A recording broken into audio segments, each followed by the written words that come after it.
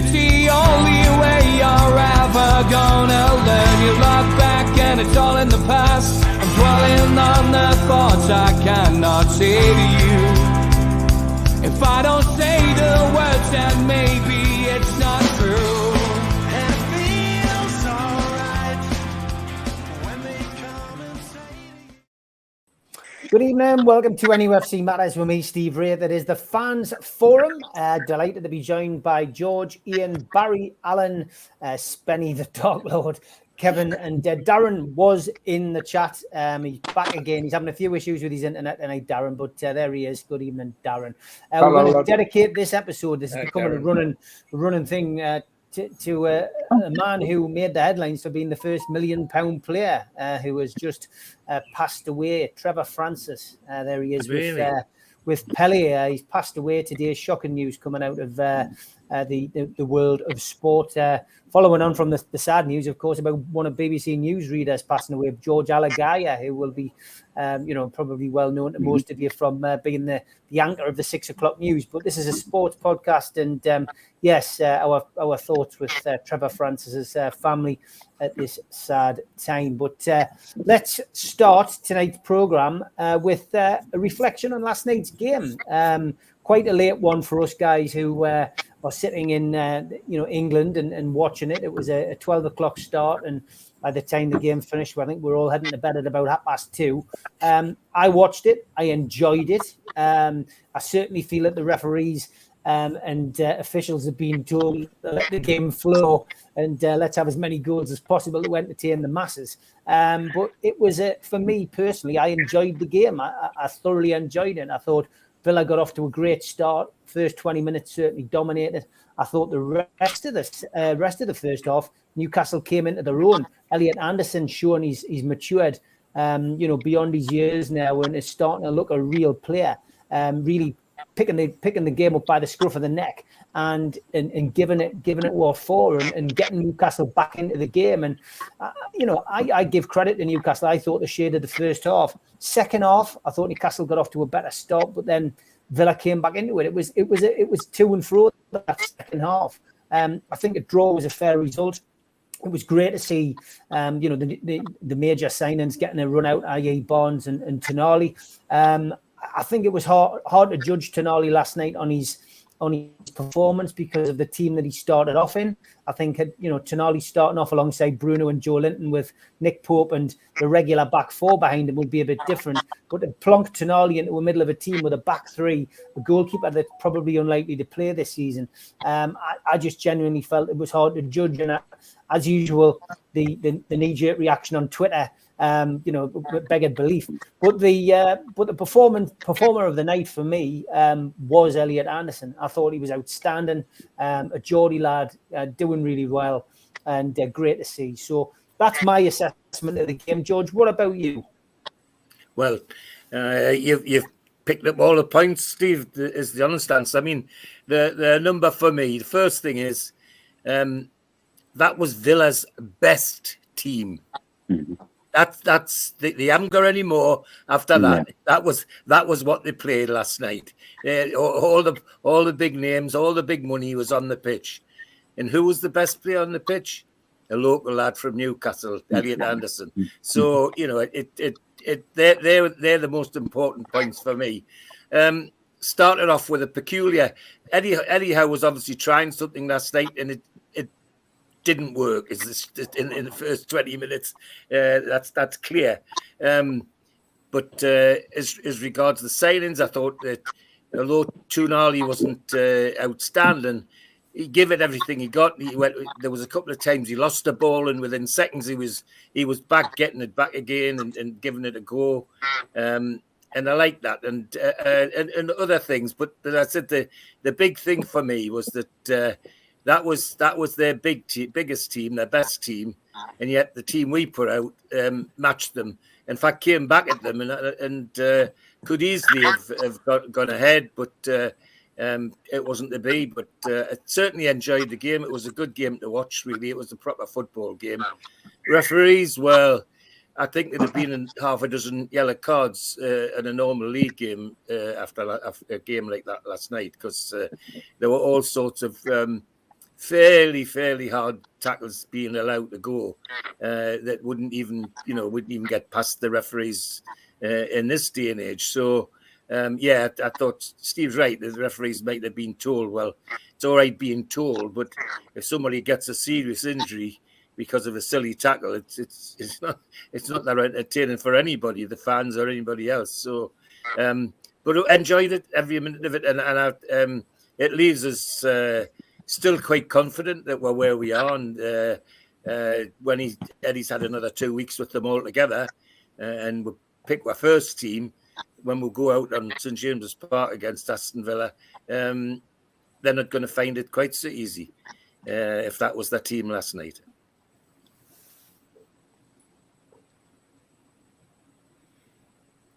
All right, Steve. Steve's gone. You better just take him. Don't worry, Ian. I am here. Sorry, mate. I was just going through the comments, and somebody said there's a bit of feedback. So if everybody can mute the mic when they're not speaking, that would be great. We are getting a bit of feedback in the chat. So everyone mutes the mic. That would be fantastic. Go on, Ian. What was your take on the game, mate?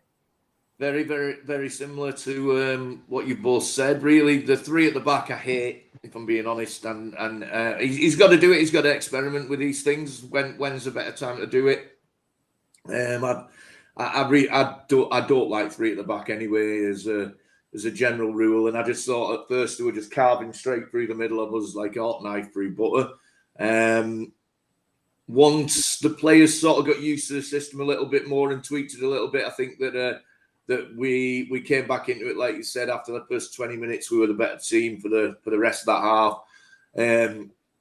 To be honest, their goals were all our mistakes. Like really, there was nothing that I looked at that I thought was scary. They put the first team out, and we obviously mixed and matched.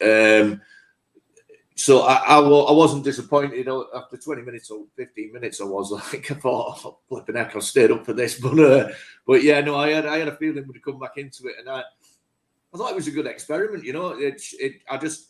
I don't think that'll be the system we play. We'll definitely play 4 at the back, But I think he has to do it now. If he doesn't do it now, when can he do it? So maybe in Europe he needs to be able to change things around like that. So yeah, no, I was impressed with everybody, really. A few players, but I'm not going to go into that. Players on the fringe weren't great, but Tonali he made that one mistake, I think, that led to the goal, where I think he was just off balance, and he tried pulling the lad down as he went past him, but he couldn't quite get hold of him. I thought it was fairly solid. Certainly nothing like the overreaction on social media to it was ridiculous. But yeah, all in all, it was a good game if you're looking at it from goals, and it was entertaining. And the referee was not to be mentioned. Yeah, poor officials. We'll get used to them, don't we? Even in England. But it wasn't the greatest of refereeing displays. Barry, good evening, mate. What was your view on the game last night? To be honest, Steve, I'm probably the one who hasn't seen it, so I'm going to hand over to Kev, but who hopefully isn't going to disappear on us. The only thing I wanted to say was, I don't know if anybody else has seen the clips on the news of Shaka Hislop collapsing when he was pitch side. So I want to obviously wish all the best to him. I hope he, whatever it is that's happened to him, he gets a speedy recovery. But like I say, I'm going to try and catch up on the highlights after tonight. So if Kev wants to dip in.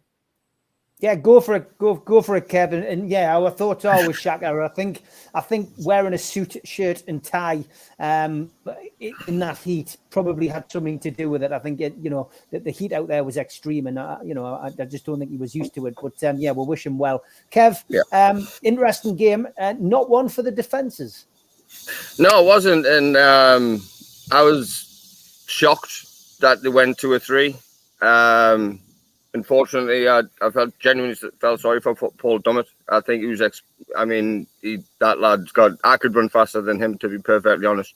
I think it was just a nice little, there you go, have a 45 minutes and have a play and have a kick about and get turned over in the first 20 minutes. And like Ian said, I was about to turn it off, even though it wasn't as late as it was back in England and whatever. But Yeah, so we actually, what Eddie Howe said, we composed ourselves within the system itself. Yes, it didn't work in my opinion, but over time within the game, they kind of got used to it. From the other side of it, Villa played such a high line, we didn't have a third man run. That's how Anderson scored with a third man run from deep. And so that was the main thing for me, is recognition of, from a tactic standpoint, whether because Isak was getting caught regularly because he was dropping in short and turning in, or the run was too early, or the pass was too late, depending on which side of the coin you look at it. But we figured it out. We tried, and I think that's what Eddie Howe was trying to do. I think he was trying to trust the players with what the system is.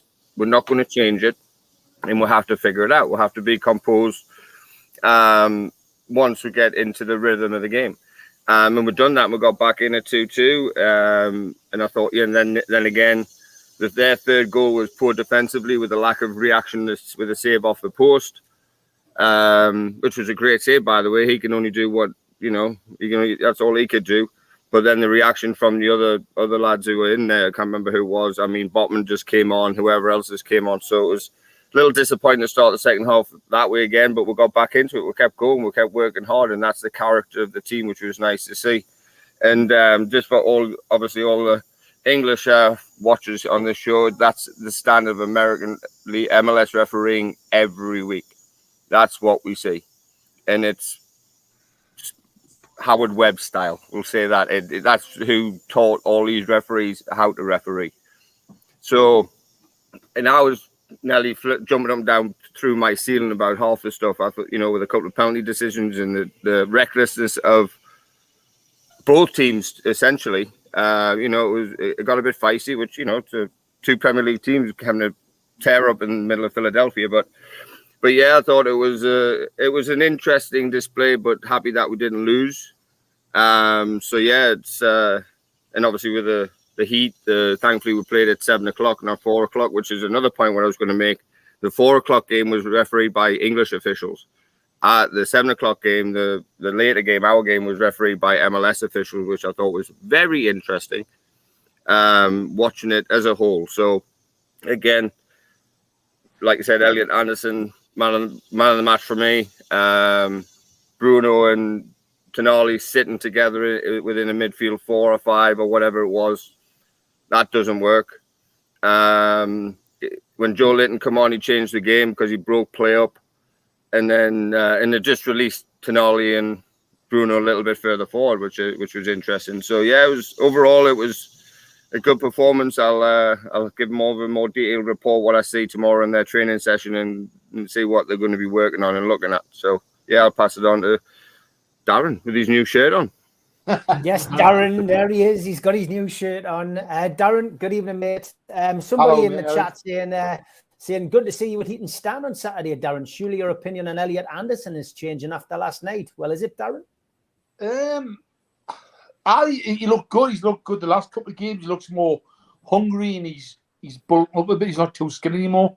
And I think that Lewis Miley had a good game as well in the second half. He stood up well.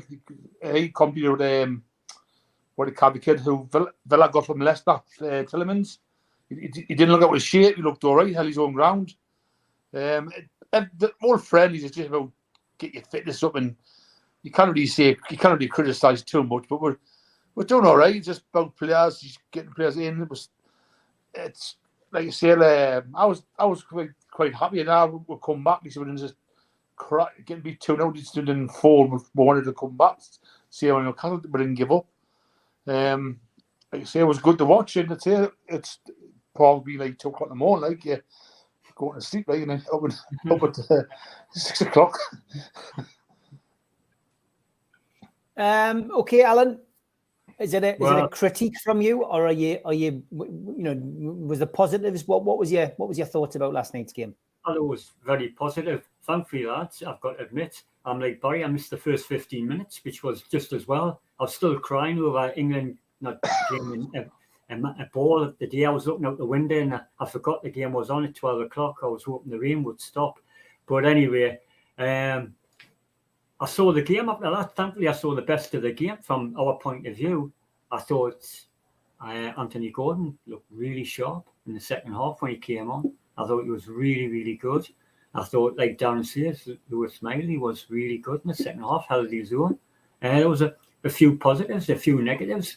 I think Tonali's just got this settle. It's a total change. It was great to see Harvey Barnes come on, and it was great that we didn't get beat, because we do play them in 3 weeks' time. So psychologically, they had good players. Villa are a good team, and so are we. And I thought it was a good workout. I don't normally get interested in friendlies, to be fair, but I enjoyed last night's game. I thought it was really good. And like I say, Elliot Anderson, give him a chance, and he's taking it, and you've got to do that. And I'm all for young players coming on, and it's great to see. And I've shouted for months and months about Elliot Anderson getting a chance. But it's going to be a very difficult decision with Harvey Barnes now. Who do you pick? You've got a lot of options to pick for the start of the season, but long may it continue. I'll pass it on to Spenny Mark. But Spenny, good game, good entertaining game. 6 goals. We saw good and we saw bad, but that's what friendlies are about, Spenny. Friendlies are friendlies end of the day. Elliot Anderson had a good pre-season last season, to be honest. Yeah. So he kind of based that really, he's going to get a place in the team.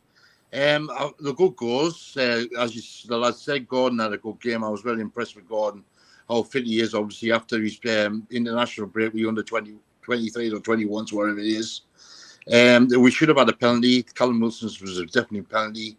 I think the referee we got was from the baseball next door, not actually to the football, not soccer, like other people say. Also, I'm very impressed with Miley. I think he's going to be very key to what we do in the future at the end of the back end of the season as well. Going for the formation, 3 at the back, I think, like everybody's just said, Eddie's just trying new things, and this is the best place to do it in friendlies. 3 at the back. He tried it out, and he's not successful. I think Taggart's a bit still weak at that position, to be honest. I think Burns a better option than Taggart, which Eddie did prefer last season as well. Okay, Vince, your take on the game, mate. Well, I think the one big thing that everyone's missed, we play Aston Villa in 3 weeks. Do you think Eddie Howe's really going to play them the same way that we're going to face them then? He's going to play a 4-3-3. He's not going to give the game away when they are the first team that we play in the Champions League. So that's why I think he's done it. He's thought, right, okay, I'm not going to give the away here. They've give everything away. The best team, they put a full 11 on and showed you exactly what they're going to do, and it's not going to be different. But since Eddie Howe's always thinking he's the man, he's clever, he's a magic little man, knows what he's doing. But yeah, no, it was good. All I want is just it's just good to see we're scoring goals, and that's what we want to see. Just goals getting in there. Just try whatever, give people games, keep on, because next season, we're going to have a lot of games, so you're going to have this is where you're going to have the Barnes and that come in, and that they're going to fill gaps, and this is what we have to do, strengthen the squad. You have to have a big squad for these big games. Champions League, he's going to have to mismatch out, you know what I mean? I think it's brilliant bringing these lads in, like Barnes, his attitude and all that. I did see them first 10 minutes he didn't get anything. But then, as soon as he did get the ball, he cut in right hand side, good shot, and the keeper saved it. Tip, I was going to straight away, and that's what he does for Leicester. He's good at cutting in, having a good crack. So yeah, it was good to see. And I think like Kev said about Joe Linton coming on, and I think that's what you're going to see.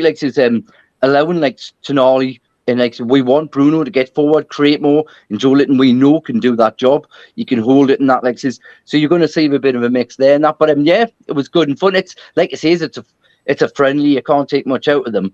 So but I like some of the what I have liked is the videos on YouTube with all the American fans coming up to their store. Somebody been interviewing them at the bar and all that, and talking about how they became Newcastle fans and stuff like that.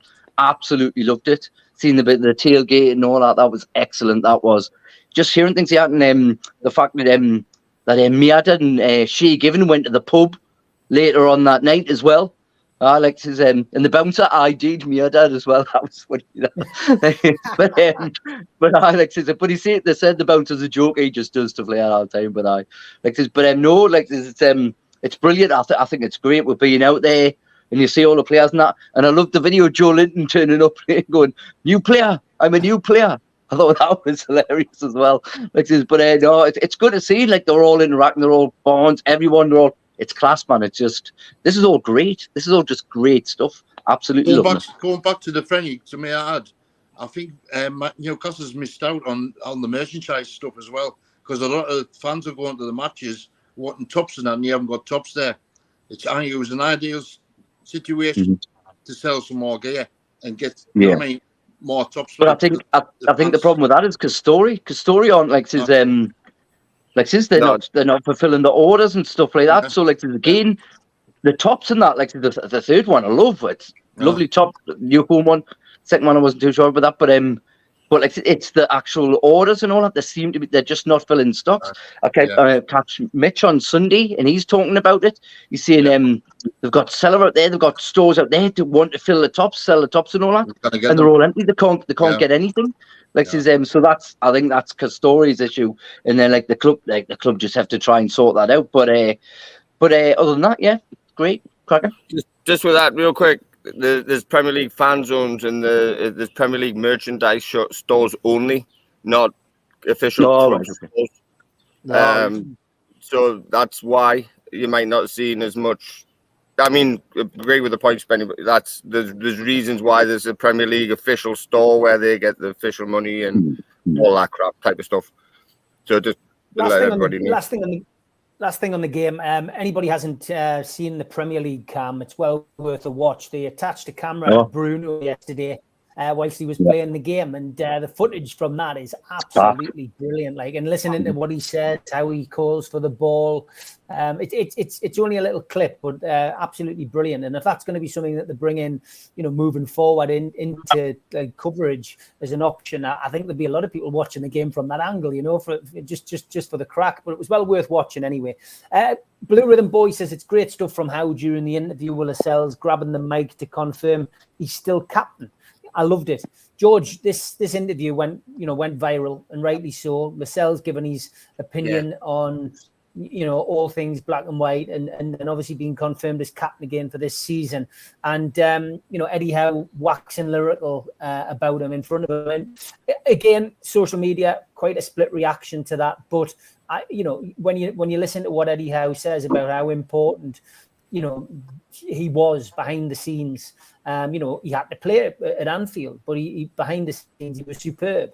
And clearly Eddie Howe doesn't want to ruin, that dressing room click, at this moment in time, George. I think it's the right thing he's done there. Absolutely. And I've got to say, in my view, Lascelles' involvement when he does play, he does well. I think all of that is probably, if we do get rid of him, it's probably added 10 million to his price, I tell you, because there's lots of clubs would want something like that in their dressing room, and he's got it in spades. I don't want to go too far back, but Rafa Benitez made him captain for a reason, and I think we're seeing now all the reasons why he did, and it's come across. The other thing I like is that if he gets on as a sub, the first person to greet him is Trippier, and the armband's off, and it's put on Lascelles' arm straight away. No bother, no questions, no hoofies.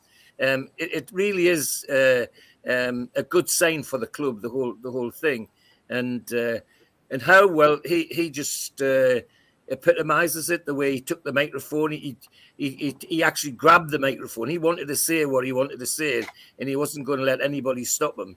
And according to Neil and Stu and Steve, who were in Saudi Arabia when they were there, when the interviews are going on, he was the same with some of the others. In fact, Neil says that when Jacob Murphy was on the stage talking, and they looked at Eddie Howe, he sat back. He looked like a proud father with a big smile on his face, saying, that's one of my lads. Well, you can't buy that. You cannot buy that sort of thing. And you get paid back for it on the pitch. The lads will do it on the pitch for him. So, no, I think it was a sight worth seeing. Steve, you're absolutely right. Yeah, Ian, I mean, it's good to hear, Lascelles talking about about the players committee. It's often a sign of a good dressing room when you have those kind of things, and, you mentioned the players involved, Callum Wilson, Kieran Trippier, to name a couple, experienced pros, big, Matt Ritchie, big figures in the dressing room. And he said, that's really what creates the atmosphere, and you can see it, I mean, Tonali arrives at the club. Who's in the dressing room to welcome him? Trippier. You know what I mean? He didn't have to be there, but he's there, shaking his hand, and it's good. But Lascelles. I think I made the point on the professionals last night. Lascelles was the one who stood up in the dressing room when the chips were down, and he was a young lad back in the day, and he's having to go at senior pros when we've been hammered. And do you want to be at this club? What do you want to do? It's great. He's a character. There's no doubt about it. Yeah, it's the foundations that the team ethics built on. These people who'll stand up and be counted. What he lacks in finesse, mind you, that the ball he played, that long ball he played for the goal was a great pass. I had to double take at that. Like I thought he played really well when he was on yesterday, last night. But anyway, it's the foundations that the team's built on, the team spirit and everything. But what we'd get for him for selling him is obviously worth more than that in the dressing room. If we got a brilliant offer, I'm sure, we'd trade, because we do need to trade. But if you're talking pennies for him, 5 million or something, he's worth a lot more than that to the team, and he's willing to play that role. He said himself, it was really impressive. And jumping on to when Eddie Howe took the mic, I just thought that shows Eddie Howe's class, and I'm not surprised by it anymore. He does it time and time again. The bloke's a legend. He's a lovely, lovely human being, and we're lucky to have him. And people who are having a go at him, trying things out, and things not going perfect all the time, they just need to wind their necks in. He's a good bloke. I'd rather have Eddie in at the moment than any other manager. I'm being honest. I just think he's been great. Also, just talking about people speaking well. I don't know whether you're going to tell us to shut up if you come into this after, but Darren Eales, when he was talking, with what somebody mentioned before, is another person that I just thought when he was talking to the fans at the. I just seen a little clip of it on someone else's pod. I thought he spoke amazingly, and in his connection, with the fans. I think we've got such a good team in now. It goes right through, from the players, from trips, through the management, and right up to the top. Darren Eales, I think he speaks amazingly, and I don't think we could get a better person to basically run the club than him at the moment either. So I just think we're getting a really good foundation in place. Like Murdad said, it's that skyscraper. Get the foundations in place, and then you shoot up. And I think that's where we are at the moment. I'm feeling like we've made some really, really good appointments. And, hopefully we get a few players in key areas. But if not, we'll still do well, I reckon. Darren Eales is somebody who is certainly set about the task in the right way, I think. But I'm not going to bring ticketing into it tonight. I'll leave that for Friday night's show. But there is a mess at the club with regards to ticketing. But let's concentrate on the positives tonight, not look at that. Look, Barry, this Lascelles situation, I mean, it did split fans on social media.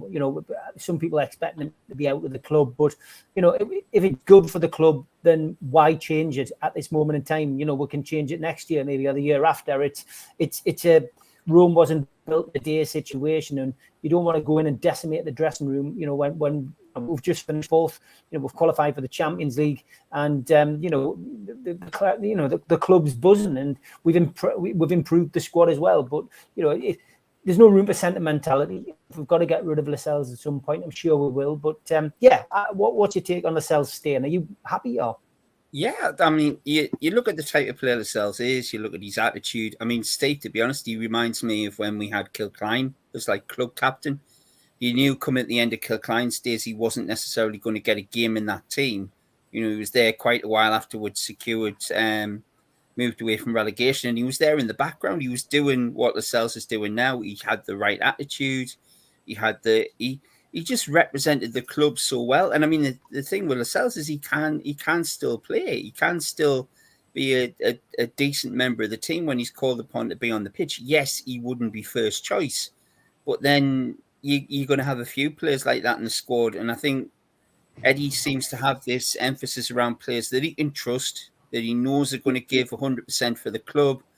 And he just, I mean, the whole Eddie Howe attitude about his players, I think Lascelles is a prime example that why push him out the door when he can still offer something? Like you say, he's got something to give to the club. I mean, I love watching Howe on his interviews. It's so refreshing. Oh, we've got an echo. Oh, what's gone?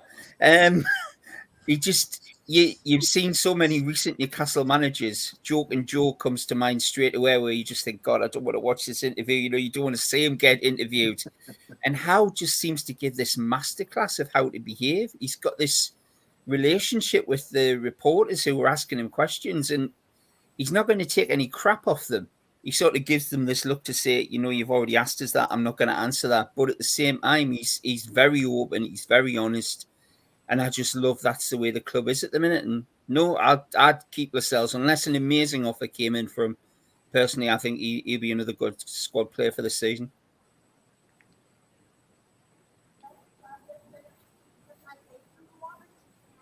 I'll carry on then. Sorry, Kev. I'd muted myself, Kev. It's, I'm telling everyone to mute. I've muted myself. So, yeah, go on, Kev. Well done. I'll carry on. No, I think it's still a great appointment as a club captain. I mean, from what just listen to those who went before me say, is that you've got heirs of like a Brian Clough ran club, essentially. They're taking it back like to not an old school level, but with modern ways of how to do it. You know, it's my ship. I'm running it. Don't take the piss out of my captain. He's my captain. I'm going to stand up for him when I need to stand up for him. I'll be critical when I need to be critical. I'll give opinions, you know, like Barry said about the media. I've seen him laughing and joking with media over the past 2 or 3 days at most I've ever seen him do in interviews and stuff like that. So he's very relaxed in what he's doing and trusts Jamal Lascelles. Yes, Kieran Trippier is on the on-field captain, if you want to call it that. But you need that big leader inside the, you know, you got 5 of them, 6 of them already within that little committee. But I think it's ran very traditional now these days. It's not one doing this, one doing that, you know, just taking the piss out of the club essentially and getting paid for it and not even caring. So everybody's on the same page, everybody's going in the same direction, and that starts with the manager, and obviously starts with Jamal Lascelles going forward, because he's been that since he's 23 or something like that. He seems like he's been here forever. When he was down there, whatever Southampton game I think it was, and he just tore everybody a new backside in that dressing room, and that's how he got the captaincy. So, and he just went from strength to strength. His performances, obviously, he's a footballer. He's going to be up and down. It's football. It happens. He's not going to be perfect.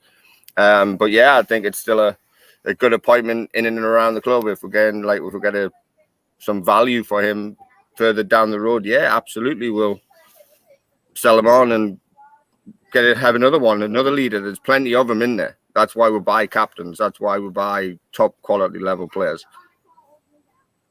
Yeah. Okay, Darren. Pleased to see Lascelles stay on as captain. Yeah. We all know the real captain is Trippier, but he's been captain from day one. And maybe Steven Gerrard can learn off Eddie Howe, because what did Steven Gerrard do after the Villa? He stripped the captain, didn't he? The next thing he got sacked. If he'd done that to Lascelles, it would have been an unhappy camp. You know, that's how players get unhappy in the squad. But I like his mannerism. He says, yeah, he's my captain, and he still is captain. We'll have a unity, and that's what you need. You need a good. We are united, and like it's good morale. And all the players are together. They play games, and they keep. It's just good to see morale's high in Newcastle. And Eddie Howe, that's Eddie Howe's main thing. Eddie Howe knows. I'm just so glad how he wanted to see his bit, and I bet Lascelles was a relief when he said it too. But he was proud as punch, because so that's my manager there backing us, and it's good to see that. Yes, long term, we all know he's not going to be in the team, but at the minute he's a Newcastle United player going forward, and we're strengthening shortly next year or the year before, but will definitely. But at the minute, he's a Newcastle United player, so we're just going to stick by him.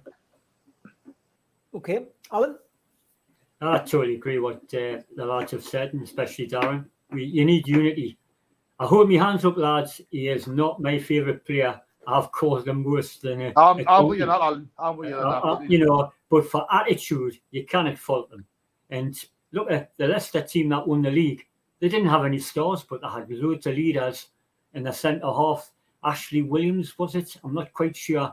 He wasn't a great centre half, but what a leader. And he drove them on to win the league. And that's what you need. You need players like Lascelles in the background. Look at Dummett. Dummett's been kept on. It's because of, and Richie, it's because they care for the club on behind the scenes. And the younger lads that are coming in now, which are like starting to like now, we're starting to build a squad that's very young. From Harvey Barnes, Willock, you know, Botman, all the younger lads are coming through. We've only got 4 or 5 senior pros now, which, you know, we'll get rid of eventually. And Lascelles, if Lascelles went, I would be saying, thank you very much for your service. And it won't be long, it might be next year. But for now, being club captain, brilliant. If he gets booked all the time for helping out with the throw-ins, so be it. He got booked twice, I think, last year for not even playing. So I think it's the attitude and the unity, what Darren said and the lads have said, is what we need. And if Eddie Howe thinks that's right, fine by me. Spenny? Yes, it was a good interview. I thought Mr. Pokerface played a blinder with Barnes, saying he was a Leicester player still. Lascelles, yes, he's been a good servant for the club. Definitely has. In the background, especially, which Howe pointed out. But I can't help but think in the back of my mind that was that a farewell statement for him, maybe to go this season to somewhere else. I don't know. But I think he maybe will be one of the players that will be sacrificed to get this FFP rules in, to get more players in, unfortunately. At all accounts, I didn't watch the game live. I watched the highlights, and a lot of people were impressed with themselves last night, how fit he was and how he played his part in the game as well with the back three. Yeah, okay. Vince, Lascelles, I mean, he did play well last night, it has to be said, when he came on, but he is a leader. No, and like sometimes I like the lad because tell you what he is as well. He's a good threat in the other box as well. He's always dangerous and he's always a threat to score Lascelles more than any other centre half we've got.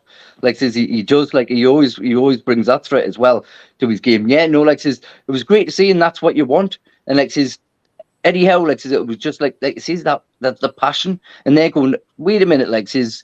You can see, like he says, Lascelles is like having to keep on answering. What's going on? Yeah, right. Okay, I'm going to tell you. This is my captain. Like says, I'm proud of him. This would, and it is like says, and like you've said before, like in the past, like yeah, we at Southampton, I think he punched the wall and all that as well. He was that angry. Like says, you need leaders like that. I mean, look at Killer Klein, what a leader he was. Ferocious man. Like great leader back then. And like we're talking about captains through the squad. Look at the 90s. You had Solano's captain of his company, Albert, just through and through, and that's what we're building. Like his players like that, they're just great. And like his Lascelles, like his will get his chance. Like it says again, like I said before, we're playing games, cup games.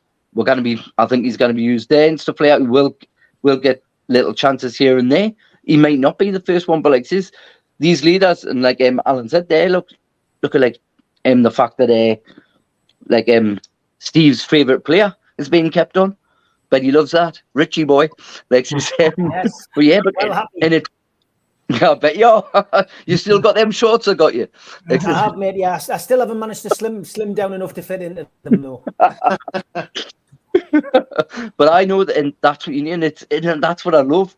It's the camaraderie, the players, and if you were to take that away from and this is it, who are we to see who the captain is? If the players are happy with it, if Howe's happy with it, then what's the problem? You know what I mean? That's what you want. You want the camaraderie, like says everyone's just said, like the unity, and that's what you're seeing. It's just I think it's great, and it's great to see. Like says that Howe, like says he respects these players. They give him it back, and like says, and he's there. He's like says, right, okay, he's there to defend them as well, and that's just great to see. Okay, we've got 20 minutes left in the show. We'll keep it football related. Steve, tonight. Steve, yeah. can I come back? Go on, George. I just wanted to come back on something Barry said about Joe Kinnear. I give Joe Kinnear credit for one thing. I was not involved in social network in any way until after Joe Kinnear's first speech as manager of Newcastle. And within half an hour after him speaking, I was on Twitter, I was on Facebook, the whole lot, telling the whole world what a stupid bugger he was. There you go. Joe Kinney has to blame for George being on social media. Okay, That's I'm going to true. ask two questions. Two questions for the price of one here, George. Two football-related questions to finish tonight's show. Blue Rhythm Boy, first of all, asks, does Barnes' signing mean that Joe Linton will be starting centre midfield? I think Joe Linton is a better left winger. And Dom's question, should Tonali be given some free kicks and corners instead of the hit-and-miss ones from Trippier? He took them for Milan, I believe. So, where do you think this is going to go this season with Joe Linton and Barnes? We've got Gordon as well. Do you think Joe Linton will end up back in centre of midfield? And should Tonali be on the free kicks? I think Joe Linton answered that question last night, didn't he? In my view, when he went into centre midfield and mixed things up, got himself booked in the process. So what? You know, he really got involved and upset Aston Villa, and I think that's where he'll be. He answered his own question last night. And as to God, what was the other bit? About Tonali, should he take the free kick? Yeah, I think that's a natural evolution, and it'll happen on the training ground. I suspect that once they see what Tonali can do on the training ground, suddenly even Trippier, I suspect, will say, well, go on, have a go. I'm sure that's what will happen. It'll just be a natural progression. I don't think there's going to be any row about it. I think it'll just happen. So I do see Tonali getting involved with that, and when he gets his feet under the table, as it were, and yeah, big Joel will be centre midfield for me, I'm afraid, and last night showed it for me. Okay, same questions to you, Ian. Same answers as George, as always. Yeah, I think. Big Joel changed the game for us completely yesterday when he came on. He's a threat. He's more of a threat in the midfield than he is out on the left for me. And nobody likes playing against him. So you know, if we've got Bruno, Joe, and Tonali in centre midfield in a three, like I don't think there's a better three. Arguably, no, maybe there is, maybe City, but you know, like I think. We can put them three up against anybody else's midfield in the Premier, and they won't let us down for me. So, and yeah, Tonali, I've seen what he did at the under-21s, and his set pieces look amazing. So I think, like the other lads said, once he's doing it in training regular, I'm sure he'll get a crack at it. And then if stuff's coming from it, then yeah, I think he'll be on corners and free kicks more. Okay, Barry? Yeah, I mean that's one thing we realise for how a lot of his premises about players who can play multiple positions, move about quite swiftly, change the formation quite easily. I do agree with the guys. I think Joe Linton is better in the midfield, sort of more central role than he is on the left-hand side. But it's one of those things, isn't it? He doesn't seem afraid to bring people in and out. I mean, obviously now Barnes and Gordon, I think both of them are capable of swapping sides. So both of them can play on the right and the left-hand side. So that offers us huge options. I mean, the only disappointment if Big Joe does move into central midfield is then where does Longstaff play? Is he suddenly becoming a second fiddle? Because I think he had some cracking games last season. You've got Joe Willock. It's something you said, isn't it, yesterday, Steve? You wouldn't want to be Eddie Howe picking for the first game of the season because he's going to have some real headaches of who he puts in where. But I think that's one thing Howe mentions over and over again is it's different teams for different games. Yeah. And I think he's now finally getting to the stage where he's got those choices. I think all we need now is a couple of defenders in to give him that sort of flexibility in defence. And I think we're just about sorted. But yeah, to answer the question, Joe Linton centre midfield for me, and the two young'uns who will just run and run and run all day on the wings. I can't wait to see it. Kevin, are you in the agreement with the lads? Yeah, totally. Like I said earlier, I think he changed the game when he came on, because I think that's what he does best. He's 6 foot plus and just kicks and destroys. And his yellow card wasn't for an actual tackle; it was actually for arguing with the referee. So I mean, but that's by the by. But yeah, I would play him in the 3 alongside Tonali and Bruno, or a variation of that somewhere along the line. Longstaff might be the one to miss out. Who knows? But again, like Barry just said, it's horses for courses, depending on who you play, what type of shape Eddie wants to play. Who knows? But going to the free kicks and the corners and whatever, we need, outside of Kieran Trippier, everybody knows that he's just going to whip it in with his right foot, or try to, without hitting the first man 90% of the time. But we need some variation within. We need some variation within that, all of it. Kieran Trippier generally drives it in flat and looks for, the big tall lads to get on the first header, or whatever, or flick on. Tonali, if you look at it, he generally floats them in. I don't know. That's just an observation I've made. It's a completely different technique of how he delivers a ball. So if we've got 2 or 3 world-class deliverers of a football. My bad. So if we got 2 good quality delivery of a ball, we'll call it that. I've been here 14 years, lads. Give us a chance. Do we do fines on this show, Steve? I don't know about that. I've got no money. I'm all spent up for this thing for the Christmas cards. You got me Christmas list. What was that, Spenny? That's a red card now. Red card.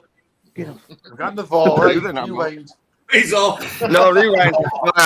So if we've got variation of the delivery of a ball, then we can again create different opportunities. Put a little dip, floated one to the back post, or we have a flatter one near post, or whatever. So again, if the variation is right, and I mean Graham Jones is he was brilliant at the World Cup for England. So if you get him involved with those who can deliver, I think we'll be set up for a very good season from a set play, because we've got one of the biggest teams in the Premier League, and it's amazing to me that we don't score more goals from set plays. So if we get some different variation, little sets, little balls in 10 yards further forward, and somebody else plays it in, or whatever that looks like, then I think we'll be successful. Yeah. Okay, Darren, would you like to see Tonali on the free kicks? A bit of variation. I think Dave says of all the things we need to improve, it's the set pieces. I mean, I'm always quite surprised how big our back 4 is. Yet very rarely do we see them get in there and get goals. Yeah, there was a few games last season we had corner after corner, but we did nothing, did we? Like, it was just we had about 12 corners 1 point.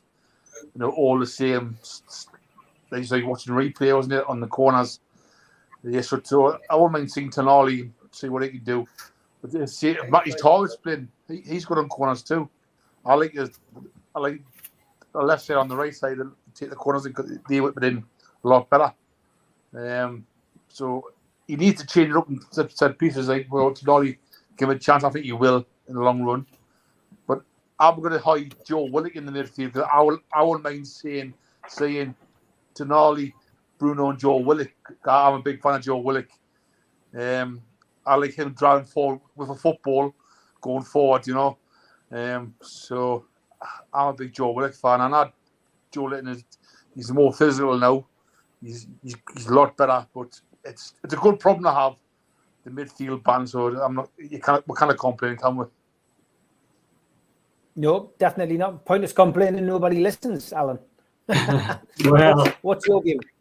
Well, to be honest, everything the lads have said, and George hit the nail on the head, really. I mean, to me, Joe Linton's a monster. He just never loses the ball. He never loses. If you watch him, he just passes it on. It's just incredible. He's an absolute monster. And Tonali will take the free kicks and corners eventually in the long run. They'll work it out in training, like George had said, and the lads have said as well. I really do. And I agree with Darren. It's going to be isn't it great, lads, for from 2 years ago and thinking back and what we've got now. Just when we finish the show tonight, lads, and all the options we've got, like Darren was saying, Tonali, Harvey Barnes, Gordon, you know, it's just great. So to me, Joe Linton midfield, Tonali takes the free kicks whenever he can. Yeah, okay. Spenny, are you up for that? I mean, a bit of variation, Tonali taking the free kicks, and where do you think we're going to be at with this midfield? Is it going to be as simple as Joe Linton, Bruno, and Tonali? Do you think, or do you think we might see something different? Is it me? Is it? I think Yes, centre midfield, and I think he'll do what he did last season: go into the left and switch in the centre, where he did with Willock. Where Willock played on the left, and he switches in the middle, and then Joe Linton went on the left. I think left wing is his best position, to be honest. Joe Linton's. I'm sorry, but that's my opinion. And go under set pieces. I will go like last season, and the guy gets shouting at Trippier, get it in the middle, get it in the middle. All these corners went over deep on the backside to get the knotted into the middle. I shouted, and near the end of the season, them corners went in the middle, and Dan Burn scored, and so on, and all of them got up, and all the big lads got up and scored. Hopefully, that'll take on, but I can see one side going to Tonali, and one side going Trippier, vice versa. Free kicks, it's always the captain's choice when you're on the pitch, even though the manager says it's what he feels he can be done in that position, really, isn't it? Who takes the free kick and who think has got a chance of scoring. Yeah, and you've stuck some by the way, Joe Linton played corners as well, took corners last year as well. He did, yeah. You put some breaking news as well in the chat, Spenny, didn't you, about Spurs? Yeah, Harry Kane's. One of the directors has turned around to David Levy and said they want him sold this season in the summer window before his contract ends next year. They're after the Juventus striker, Stewie. And he doesn't want to be sold to an English club. So he'll be either buying or he'll be Has he said he's not going to sign your collar, has he? Yeah. Has he? Well, according to Sky Sports News, Spenny's just put it in the chat. Spurs director has said that Harry Kane has to be sold this season. It's just been on Sky Sports News. That means Tottenham will be knackered, and it means Alan Shearer will probably be doing Obafemi Martin's somersaults in his living room as we speak. Nobody's knees. Steve, I hope after the Juventus striker, Balic. Yeah. Milovic. Yeah, after him. Oh, well, get rid of Kane. Vince, to get rid of Kane. That's what you'll be paying a lot more for him than you will be paying for Kane. I think. Yeah, no doubt about that. Okay, Vince. Last on this particular subject, just Joe Linton. Where would you see him playing this season? I can't see him not playing. Where would you play him? And secondly, free kicks. A bit of variation. Yeah. Well, Joe Linton can just play everywhere. Like his the man, like his what he is now, is just unbelievable. He is just like his. Like you play him on the right, play him on the left. There's games he just covers everywhere. He is all over the place.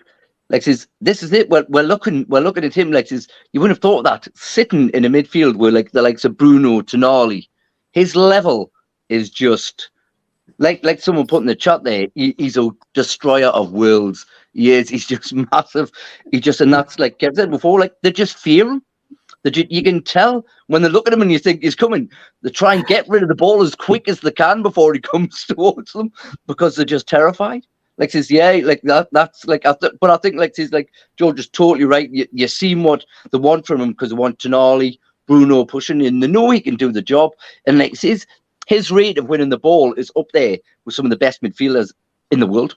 Now, like says Joe Linton, his stats and that are amazing, and that's what like the ball recovery, winning it back, like says. And drive on, yeah, definitely there. And like Kev's totally right. Mix it up. Don't let the defenses settle. Like says, don't keep on doing the same thing. Mix it up. Yeah, Trippier has a go. Tonali, you know what I mean? Like says, having that choice to creative, and that's what we need. We need things like that. And I think you will start to see this coming in. Like says, Tonali can do it. Like says Kev floating a nice one in for the big lads. Burton burn mister, the giant haystack, just flying in. Like says, do you know the green top? I think why it's used is solar cells can wear it. He just pops up, jumps up, heads it in, and then disappears again because it can't see be camouflage. But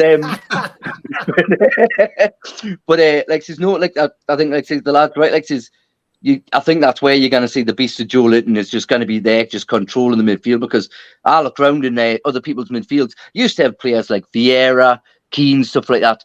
But they've all kind of gone for like little flair. He is the beast, and I think he like says I just can't see anybody standing up to him. Like, but then like Kev's with the free kicks and that, Tonali. Like yeah, that's it. Mix it up, man. Good stuff. Cracking show tonight, lads. As always great to have your opinions. Tomorrow night, we're going to have Kevin doing a live from America. Traffic may be against this. We might start earlier, we might start later, but we've set it for 8 o'clock tomorrow. John is designing the Kevin flyer as we speak. He's going to have his own flyer, his own show. But yeah, we're going to have a chat with Kevin. I'll pay for my fine. Steve, can you make sure we just cut him? Football, Kev, football. Don't let GS wear place and just cut him off. I'll do it for you. I'll say football.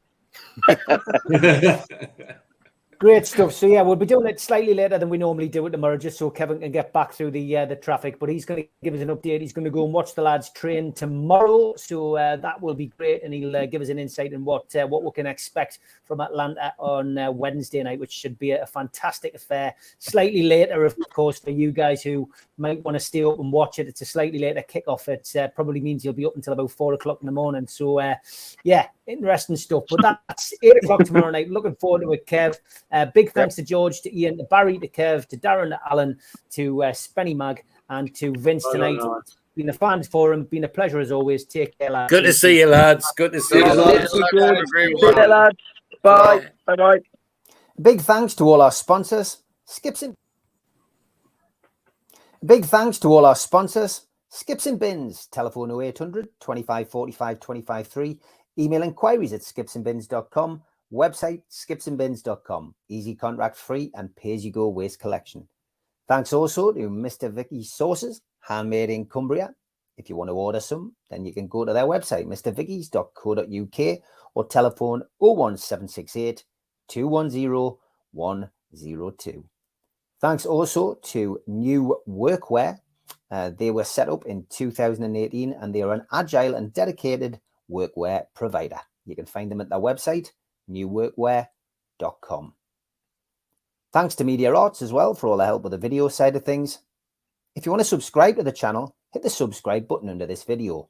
Hit the thumb up to like the video and click share to share to your other social media. We're also available as a podcast on your podcast providers such as iTunes and Spotify.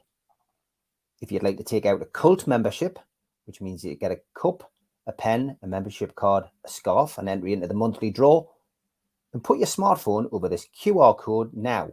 It'll take you straight to the site. You can set up and pay a one-off fee of £25. Alternatively, go to NUFCmatters.com and check for membership.